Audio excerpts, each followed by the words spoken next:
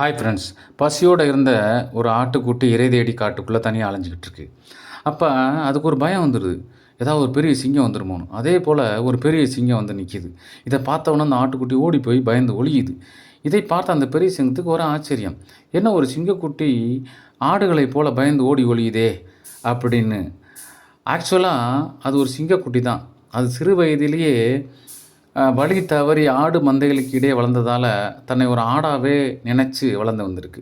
அப்புறம் அந்த பெரிய சிங்கம் கொஞ்சம் கொஞ்சமாக அதை தெளிவுபடுத்தி, "நீ ஒரு சிங்கம் தான்" அப்படின்னு அதை அழைச்சி கொண்டு போய் பக்கத்தில் இருந்த ஒரு நீர்நிலையில் அதோடைய பிம்பத்தை பார்க்க வைக்குது. தன்னுடைய பிம்பத்தை பார்த்த பிறகு தான் உண்மையை உணர்ந்து, "நான் ஒரு ஆட்டுக்குட்டி இல்லை, நான் ஒரு சிங்கம்" அப்படின்னு முழுங்கி கொண்டு அந்த பயந்த வாழ்க்கையை விட்டுவிட்டு ஒரு தைரியமான வாழ்க்கையை வாழுது. இதுபோல தாங்க நீங்களும் ஒரு சிங்கம் தான். நாம் ஒவ்வொருவரும் பரமாத்மாவுடைய ஒரு அங்கம். நம்முடைய ஆன்மா உலக மாயையில் கலந்து அடிமையாக பயந்து ஒரு வாழ்க்கையை வாழ்ந்து கொண்டிருக்கிறது. என்று நாம் பரமாத்மாவின் ஒரு அங்கம்தான் அப்படின்னு நம்ம உண்மையை உணர்கிறோமோ, அப்பொழுது நம்முடைய பயமும் அடிமைத்தனமும் நீங்கி ஒரு ஆனந்தமான வாழ்க்கையை வாழ துவங்கலாம். இந்த கதை பிடிச்சிருந்தா ஷேர் பண்ணுங்கள், லைக் பண்ணுங்கள், கமெண்ட்ஸ் பண்ணுங்கள். Bye friends.